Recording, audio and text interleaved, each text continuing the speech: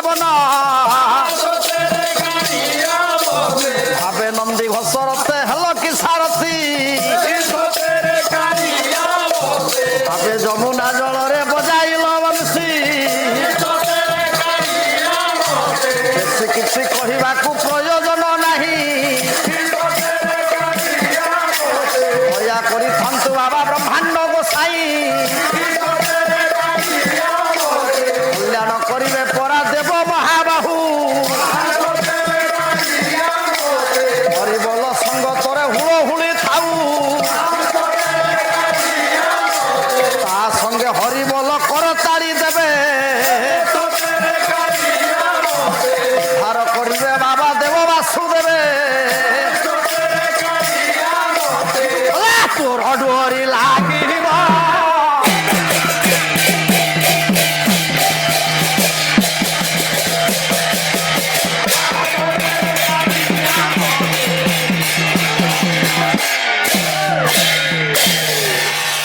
ভবিতব্য যাহা ঘটিবার ଅଛି ସେ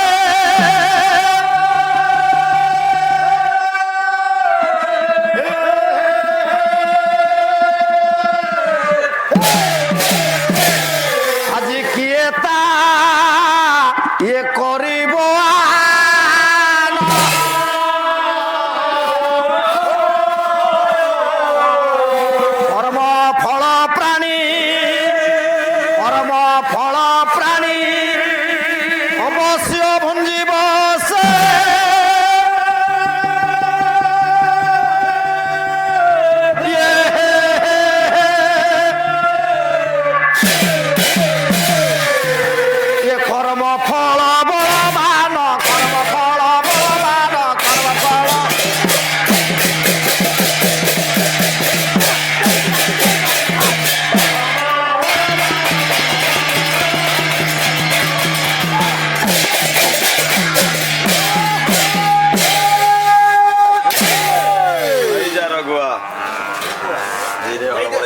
সম্মানীয় বরেণ্য সজ্জন পণ্ডিত মণ্ডলী দ্বিপদ ঠাকুরଙ୍କ ପାଖରେ ମନ ଦବା ଏତେ ଥଣ୍ଡାରେ ଗରମ ହଉଛି ଏତେ ଥଣ୍ଡାରେ ପରିଶ୍ରମ କରି କାହିଁ ବସିବା ମା କଣ ମିଳୁଛି ଏଥିରେ ପାଲାରେ କଣ ମିଳେ ମିଳୁଥିବ ନା ମୁଁ କହୁନାହିଁ ପରମାଂଶ କହନ୍ତି ଠାକୁର ପରମାଂଶ କହନ୍ତି କୋଇଲି ମାଳିକାରେ ପରମାଂଶ କହନ୍ତି କାହିଁ ଆଉ ଆପଣ ହାତରେ ହାତ ମାରୁଛନ୍ତି ଯାହା ତ ଚାଲିଛି ଚାଲିଛି ଥାଉ ରଖନ୍ତୁ ସେତିକି ପରମାଂଶ କହନ୍ତି ଆଜ୍ଞା କୋଇଲି ମାଳିକାରେ ଠାକୁର କହିଦେଇ ଗଲେ କାହିଁ ଥଣ୍ଡାରେ ବସିବା କଣ ପାଇଁ ଏତେ ହଇରାଣ ହବା କଲା ଲୋ କୋଇଲି ଇଏ ସାଧୁ ସଙ୍ଗ କଲା ଶାନ୍ତି କାରଣ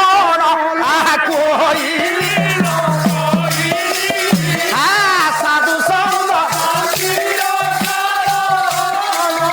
ଆଜି ସହଜ ସୂତ୍ର ମିଳନ୍ତି ସତ୍ୟ ନାରାୟଣ ହେ କୋଇଲି ସାଧୁ ସଙ୍ଗ ଶାନ୍ତିର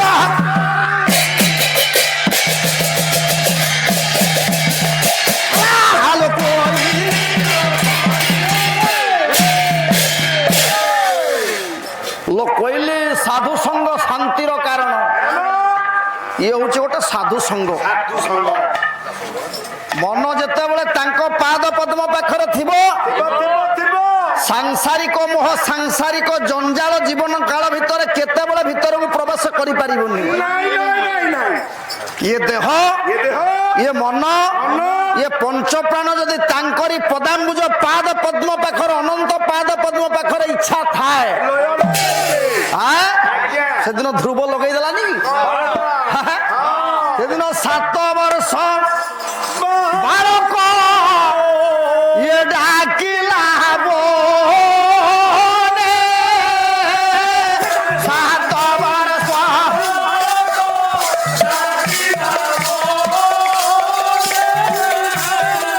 ତା ଡାକ ବାଜିଥିଲା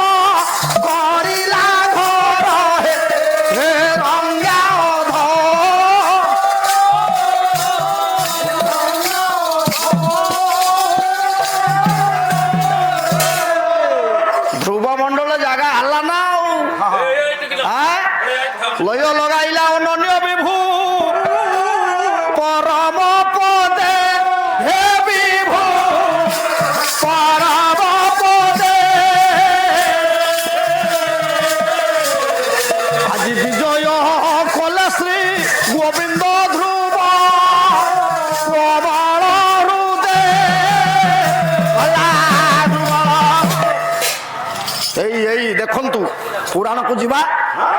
କେତେ କଥା ପୁରାଣରେ ଲେଖା ହେଇଛି। ସେ ମାର୍ଗରେ ଯଦି ଆମେ ଏ କଳିହତ ମଣିଷ ତ ଅଳ୍ପ ଦିନ କ୍ଷଣସ୍ଥାୟୀ ସଂସାର ମା ଆଜି ଅଛି ଦେହ କାଲି ନଥିବ। ଖଟ ପଲଙ୍କରେ ଶୋଇବାକୁ ଇଚ୍ଛା ହଉଛି, ଥଣ୍ଡା ଲାଗୁଛି, ଅନିଦ୍ରା ବାଧୁଛି, କିନ୍ତୁ ମନେ ରଖିଥାନ୍ତୁ ମନବଧା କହିଥିଲେ କହିଲା ଖଟ ପଲଙ୍କ ସଜା ସେ ଯାଇ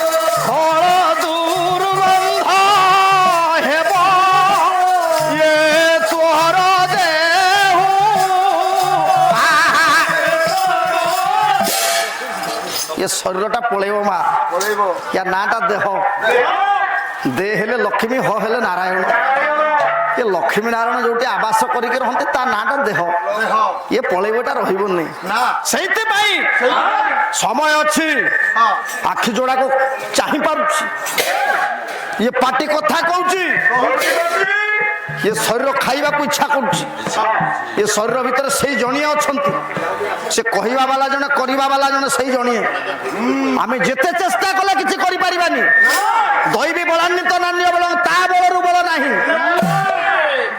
तेणु समय थाउ थाउ सकाळु संध्या पर्यंत विगत अरुणिमा प्रदेश पाखरे ठाकुर सूर्य नारायण बुड़ी जावा पर्यंत ये मुहरु थरे राम कृष्ण गोविंद गोपाल बाहर थाउ एतिक न बाहरिले ये शरीर निरर्थक ये सार्थकता नहीं देह भितर ये शरीर भितर जेतिक दिन पर्यंत प्रभु अच्छी जीवन शेष निश्वास थिबा पर्यंत शरीर भितर सूर्य बारुणी मंडल रे प्रत्येक दिन आवास स्थली पाखरे पहुंचवा पूर्व ये मुहरु थरे राम कृष्ण गोविंद बाहर थाउ ठाकुर को कहू थाउ आम हे महाप्रभु आम मुहरु एतिक बाहर आउ किछ दरकार नहीं तेणु ये जीव भागवत बाणी लिखाई ये जीव साधु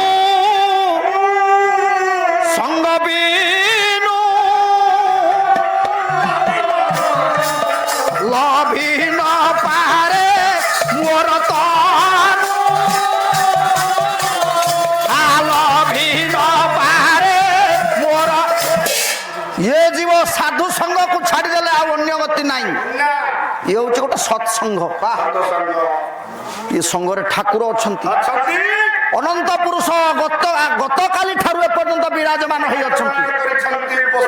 ये गाँव में आपण गाँव अच्छा आज गत काली आवाहन मंत्र एठी गणाई काली सकाळ पाइले विसर्जन मंत्र विदा कराहब महाप्रभु आवाहन मंत्र आसती विसर्जन मंत्र विदा हमें स्वस्थान गछ निज स्थान को जाती ठाकुरे सेतिक दिन पर्यंत आपणकर गाँ आपणक ये माटी आपणकर ये वायुमंडल संपूर्ण भाव में ठाकुरंकर चरणाश्रित हो जाइए पवित्रता हो जाइए स्थान जगन्नाथ क्षेत्र संगे समान हो जाइए आपण माने जने जने ता भितर अग्रगण्या पूजनिया मोर माँ आपण माने समस्त दिग्दर्शक मंडली एठारे बसते ठाकुरंकर चरणाश्रित फेरी आसवा केतुटा कथा कहवा ठाकुरंकर नाम विषय केतुटा कथा कहवा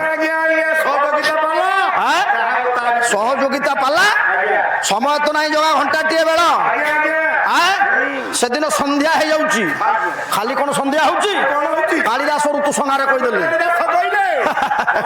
कालिदास ऋतु संहार कहीदेले गवाक्ष मार्ग प्रति चंद्रिका विराजित शशित मानसी कुछ संग वंशया यो विधुर पातैव चूर्णिता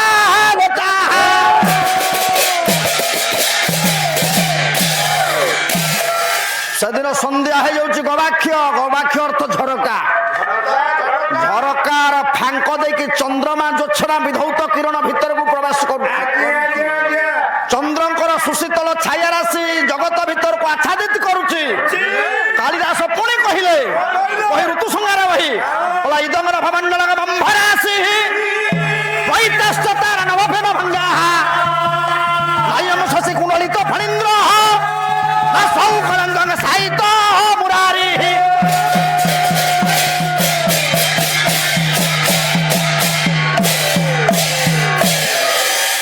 ଆକାଶ ମଣ୍ଡଳଟା ନଭଷ୍ଟମୀ ପ୍ରାସାଦ ଭଳିଆ ଦେଖାଯାଉଛି। କୋଟି କୋଟି ତାରକା ପୁଞ୍ଜ ନକ୍ଷତ୍ର ପୁଞ୍ଜ ଆକାଶ ମାର୍ଗଟାକୁ ସ୍ୱତନ୍ତ୍ର ଦୀପ ସମାହାରରେ ସଜେଇ ହେଇଛନ୍ତି। ଇଏ ମର୍ତ୍ତ୍ୟବାସୀ ତାକୁ ଦେଖୁଛନ୍ତି। ଇଦଙ୍ଗ ନଭମଣ୍ଡଳ ମମ୍ଭରାସି ନୈତାଶ୍ଚ ତାର ନଭପେନ ଭଙ୍ଗା। ପାଲାଟା ସ୍ଲୋ କରେ ନା ଆଉ। ସଂସ୍କୃତକୁ ଛାଡ଼ିଦେଲେ ପାଲା ବଞ୍ଚିବ ଆଜ୍ଞା? ସଂସ୍କୃତକୁ ଛାଡ଼ିଦେଲେ ପାଲା ବଞ୍ଚିବ? ଇଦଙ୍ଗ ନଭମଣ୍ଡଳ ମମ୍ଭରାସି ନୈତାଶ୍ଚ ତାର ନଭପେନ ଭଙ୍ଗା। ନାୟମ ସଚି କୁଣ୍ଡଳିତ ଫଣୀନ୍ଦ୍ର ନାଶ କଳଙ୍ଗ ସାହିତ୍ୟ ମୁରାରି।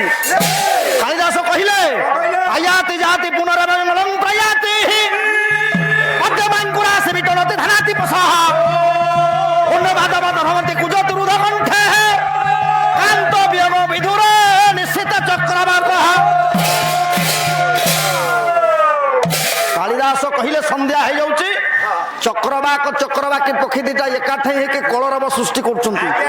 ଏତିକି ବେଳରେ ମଧୁସୂଦନ ରାଓ କହିଦେଲେ କୋଲା ବୁଡି ଗଲେ ଅଂଶୁମାଳି ବାରୁଣୀ ଅମ୍ବରେ ଅନ୍ଧାର ଘୋଟିଲା ଆସି ଧରଣୀ ବକ୍ଷରେ। ସନ୍ଧ୍ୟା ହେଇଯାଉଛି, କାଳିମା ସଂସାର ଭିତରକୁ ଆଚ୍ଛାଦିତ କରୁଛି। ଜ୍ୟୋତ୍ସନା ବିଧୌତ କିରଣ ଭିତରେ ବୁଡି ଯାଇଛି ଲଙ୍କା। ତ୍ରତୋୟ ଆଡକୁ ଫେରି ଆସିବା, ଚାରିପଦ ଠାକୁରଙ୍କ କଥା କହିବା। ପରମ ପ୍ରେମମୟ ପୁରୁଷ ମର୍ଯ୍ୟାଦା ପୁରୁଷ ଉତ୍ତମ ରାମ, ରଘୁକୁଳ ତିଳକ ରାମ, ଯାହାର ନାଁଟା ପାଟିରେ ଧଇଲେ ସବୁ ପାପ ବାହାରିଯାଏ। ଯେତିକି ପୁଣ୍ୟ ଅଛି ଇଏ ଶରୀର ଭିତରକୁ ପ୍ରବେଶ କରେ। ସେ ହଉଛନ୍ତି ମହାମହିମ ପୁରୁଷ ରାମ। କାହିଁକି? ପ୍ରଥମରେ ଠାକୁରଙ୍କୁ ପ୍ରଣାମ ଜଣାଉଛି। କହିଲା ଶରଣ ଭଜ ଇଏ ରାମ ରାମ ଶରଣ ଭଜ ରାମ ରଘୁନନ୍ଦନ ରାମ ରଘୁନନ୍ଦନ କହିଲା କୌଶଲ୍ୟାନନ୍ଦନ ରାମ ରାମ ଇଏ ରଘୁନନ୍ଦନ ରାମ ରାମ ରଘୁନନ୍ଦନ। ଏଇ ଭାଷା ଠାକୁରଙ୍କୁ ପ୍ରଥମରେ ପ୍ରଣାମ ଜଣାଉଛି। ଏ ମୂର୍ଖ ଠାକୁରଙ୍କ ପ୍ରଥମରେ ପ୍ରଣାମ ଜଣାଉଛି। ତାଙ୍କ ବିଷୟରେ ଦି ଚାରିଟା ପଦ କଥା କହିବାକୁ ଅଗ୍ରସର ହେଲା ବେଳକୁ ବେଳ ନଈ ନଈକା ଆସିଲାଣି। ସମୟ ସନ୍ଧ୍ୟା ହେଇଯାଉଛି। ସମସ୍ତେ ଲଙ୍କାରେ ଆଜି ଲଙ୍କାରେ ସମସ୍ତଙ୍କର ମରଣ ପ୍ରାପ୍ତ ହେଇଯାଇଛି। ଲଙ୍କାବାସୀ ସବୁ ରାକ୍ଷସୀ ଗୁଡାକ ରାତି ଅଧରେ ଗୋଟାଏ ଗୋଟାଏ ଦୀପ ପ୍ରଜ୍ୱଳନ କରିକି ନିଜ ସ୍ୱାମୀଙ୍କ ପାଇଁ ଜଳେଇକି ବସିଛନ୍ତି। ସନ୍ଧ୍ୟା ଏମିତି ହେଇଛି, ଆସନ୍ତୁ। ସନ୍ଧ୍ୟା ଏମିତି ହେଇଛି, ସନ୍ଧ୍ୟା ବେଳରେ ସବୁ ରାକ୍ଷସୀ ରମଣୀ ମାନେ ଗୋଟେ ଗୋଟେ ଦୀପ ଜାଳିକି ସ୍ୱାମୀଙ୍କ ପାଇଁ ବସିଛନ୍ତି। ସହଯୋଗିତା ପାଲା ପରା ଜଗା, ସହଯୋଗିତା ପାଲା ପରା। ସମୟ ପୁଣି ଇସାରା ଦେଲାଣି। ହଉ, ସବୁ ରାକ୍ଷସୀ ମାନେ ଗୋଟେ ଗୋଟେ ସ୍ୱାମୀଙ୍କ ପାଇଁ ଗୋଟେ ଗୋଟେ ସ୍ୱତନ୍ତ୍ରତା ଦୀପ ଜାଳିକି ବଇଛନ୍ତି। ସବୁ ସ୍ୱାମୀ ମାନଙ୍କର ସଂସାର ଭିତରେ ଆଉ ରହିବାର ଅଧିକାର ନାହିଁ। ସବୁ ଯେତେ ଥିଲେ ଜଗା କଲା ନାଗ ନର ସୁର ଗନ୍ଧର୍ବ ନାରୀ ହେ, ନାଗ ନର ସୁର ଗନ୍ଧର୍ବ ନାରୀ ହେ, କିନ୍ନର ଲକ୍ଷ୍ୟ ରାକ୍ଷସ କୁମାରୀ হে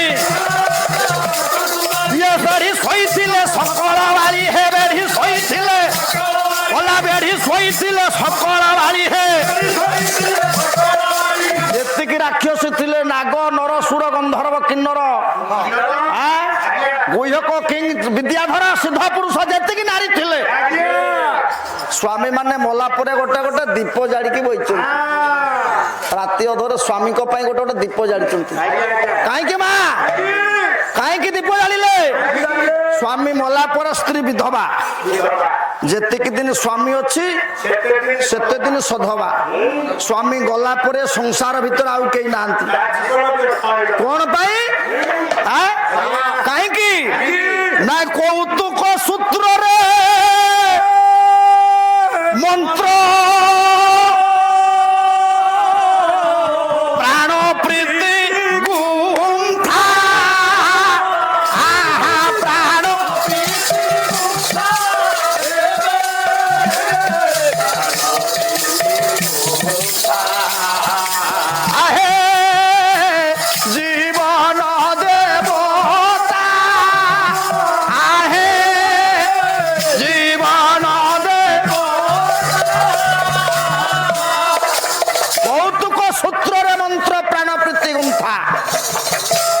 ବିବାହ ବେଦୀରୁ ଆସିଥିଲା ଆଉ ଯିବନି, ବିବାହ ବେଦୀରୁ ଆସିଥିଲା ଆଉ ଯିବନି। ସ୍ୱାମୀ ଗଲା ପରେ ରାକ୍ଷସ ମାନେ ସମସ୍ତେ ମଲା ପରେ ଗୋଟା ଗୋଟା ସ୍ୱତନ୍ତ୍ରତା ଦୀପ ଜାଳିକି ଆଜ୍ଞା ରାକ୍ଷସୀ ମାନେ ବସିଛନ୍ତି। କାହିଁକି? କୋଣ କାମରେ ସ୍ତ୍ରୀ ମାନେ ରାତି ଅଧରେ ଏତେ ଦୁଃଖରେ ଗୋଟା ଗୋଟେ ଦୀପ ଜାଳିଛନ୍ତି? ଜଗା କଲା ସ୍ୱାମୀ ପରିତ୍ୟକ୍ତା ଅଟେ ଏ ହତଭାଗିନୀ।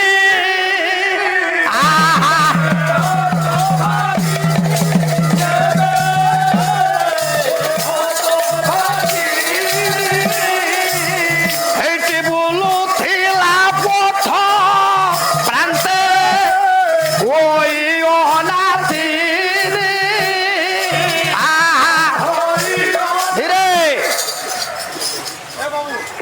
স্বামী গলা পরে নারীর মর্যাদাহীন নারী। রাতি পাইলে যিয়ে দেখিব তা মুহকু কেই মুহ নেবেনি। মাঙ্গলিক কামরে গলা বেলକୁ মনরে দুঃখ হইকি বিষাদর ছায়া হব, পছপটকু মুহ বুলেই দেবে। তেণু সমস্ত বিধবার মণি মানে রাক্ষসী মানে রাতি অধরে গোটা গোটা দীপ জালিকি বসছেন। কেই নাহান্তি, সন্ধ্যা হয়ে যাইছি, কেই নাহান্তি পাখরে রাক্ষসী নিকষা মুন্ডরে গোটাଏ চিন্তা পশিলা। রাক্ষসী নিকষা কলে কেই তো নাহান্তি, স্বামী গলেনি, মো পুଅ মানে গলেনি, মো ঝিও মানে গলেনি। গোটিଏ ঝিও ଥିଲା ସେ ବି ଗଲାଣି। ମୋ ତିନିଟା ପୁଅ ଭିତରେ ଗୋଟିଏ ପୁଅ ଯାଇକି ରାମ ପାଦ ପାଖରେ ଶରଣ ପଶିଲା। ଇଏ ଗଲା ଯା ବିଭି ଶରଣ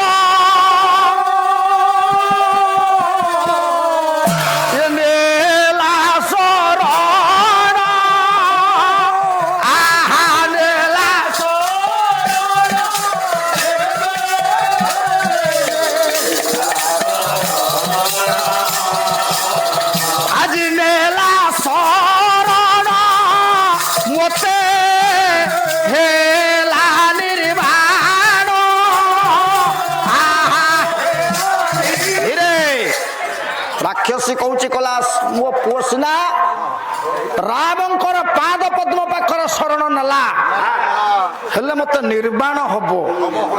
ମୁଁ ଏ ଯାଏଁ କାହିଁ ବଞ୍ଚିଛି? ମତେ ନିର୍ବାଣ ହବା କଥା। ମୋ ସ୍ୱାମୀ ଗଲେ, ମୋ ପୁଅ ଦିଟା ଗଲେ, ଆଉ କେହି ନାହାନ୍ତି। ନିକଷା କହୁଛି ପିଲାମାନେ ପଳେଇ ଆସିଲେଣି।